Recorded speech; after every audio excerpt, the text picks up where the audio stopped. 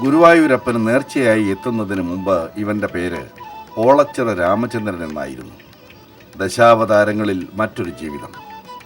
തലപ്പൊക്കത്തിൽ കേരളത്തിലെ മറ്റേതൊരാനയോടും കിടപിടിക്കുന്ന ഇവന് 9.5 അടിയോളം ഉയരം വരും. നാണു എഴുത്തച്ഛൻ തറവാട്ടിലെ ആനകളുടെ ഏറ്റവും വലിയ സവിശേഷത തന്നെ അവയുടെ തലപ്പൊക്കമാണ്. തറവാടിൻ്റെ അഭിമാനം കാക്കുന്നതിൽ ഗോപികൃഷ്ണനും ഒട്ടും പിന്നിലല്ല. ഓളച്ചിറ രാമചന്ദ്രനായി നാണു എഴുത്തച്ഛൻ തറവാട്ടിൽ കഴിയുമ്പോൾ ഇവൻ നല്ലൊരു തടിപ്പണിക്കാരനായിരുന്നു. മെയ് അനങ്ങി പണിയെടുക്കുന്നതിൽ എന്നും ഉത്സാഹം കാണിച്ചിരുന്നവൻ. എന്നാൽ വെറുതെ കിടന്ന് മാട് പോലെ പണിയെടുക്കുകയുമില്ല. എന്തിനും അതിൻ്റേതായ ഒരു താളവും കോളുമൊക്കെ ഉണ്ട് രാമചന്ദ്രന്. മറ്റുള്ളവരുടെ മുന്നിൽ താനൊരു മിടുക്കനാണെന്ന് തെളിയിക്കുന്നതിനേക്കാൾ എത്രത്തോളം ഭംഗിയായി കാര്യങ്ങൾ ചെയ്യാം എന്നുള്ളതിലാണ് ഇവന് ശ്രദ്ധ. ആക്രാന്തം കാണിച്ച് ഒടിവും ചതവും ഒക്കെ വരുത്തി വച്ചിട്ട് എന്ത് കാര്യം? അതാണ് ഇവൻ്റെ ലൈൻ.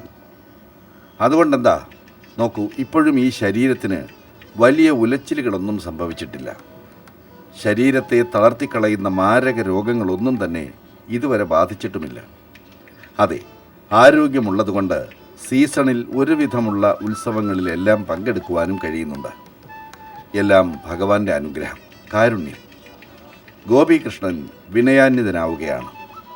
5500 കിലോയോളം തൂക്കം വരുന്ന ഗോപികൃഷ്ണന് പ്രായത്തിനിണങ്ങുന്ന വണ്ണമേ ഉള്ളൂ. ഇന്നത്തെ കാലത്ത് എന്തിനാ അമിതവണ്ണമെല്ലാം? എന്തെല്ലാം രോഗങ്ങളാണ് ചുറ്റിലും കറങ്ങി നടക്കുന്നത്. നീര് കാലമൊഴിച്ചാൽ ഇവൻ വലിയ ശാന്തനാണ്. ആർക്കും അരികിൽ വരാം. സ്നേഹത്തോടെ ഈ തുമ്പിയിലോ കൊമ്പിലോ തൊടാം. ഒരു കൊച്ചവർത്തമാനം പറയാം. പാപ്പാൻ്റെ സാന്നിധ്യമുണ്ടെങ്കിൽ ഒന്ന് പുറത്ത് കയറുകയും ആവാം എന്ന് കരുതി വലിയ അലമ്പ് കാണിക്കാമെന്നൊന്നും കരുതണ്ട.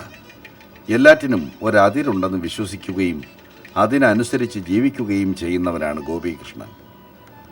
ഒലിവിൻ്റെ ആദ്യ നാളുകളിൽ ഇവൻ അത്രത്തോളം കുഴപ്പങ്ങളൊന്നും കാണിക്കാറില്ല. ഒലിവ് പകുതി എത്തുമ്പോൾ ആള് ശൗര്യക്കാരനായി മാറും. അതിന് ഇവനെ മാത്രം കുറ്റം പറയാനാകുമോ? ശരീരം ആവശ്യപ്പെടുന്ന കർമ്മം ചെയ്യുന്നു, അത്രമാത്രം.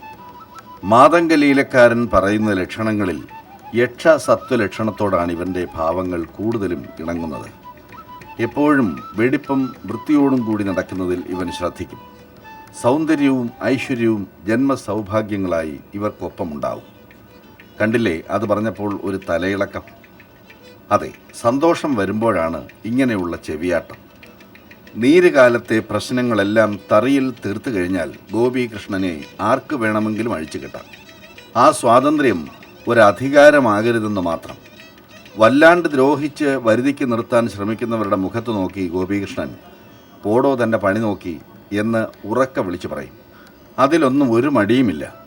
മര്യാദ കൊടുത്ത് മര്യാദ വാങ്ങണം എന്ന പ്രമാണക്കാരൻ ചട്ടങ്ങൾ അനുസരിക്കുന്നതിലും അമാന്തം കാണിക്കാറില്ല.